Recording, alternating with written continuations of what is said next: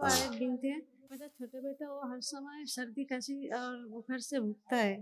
और उसका एज 8 साल है, तो वो नींद के समय बिस्तर पे टॉयलेट कर देता है।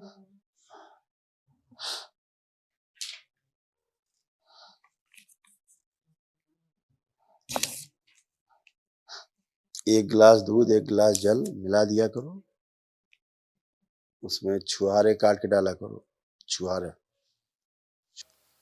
तो उसको 2 खजूर डाल के दूध में, और दूध को 1 गिलास दूध, 1 गिलास जल और 2 खजूर डाल दो, 2-3 खजूर तोड़ के डाल दो। और हाँ। जब को उबल जाए, पानी मर जाए, 1 गिलास दूध बचे, तो ठंडा करके आराम से गुनगुना उसको रात में पिला दिया करो। ऐसे 15-20 दिन करो, खत्म हो जाएगा। ठीक है बाबा। ठीक है, खुश रहो। धन्यवाद बाबा। खुश रहो बेटा। कि दरबार के वीडियो में वो शक्ति है कि अगर आपके अंदर आस्था विश्वास श्रद्धा है, वीडियो देखते देखते आप स्वस्थ हो जाते हैं।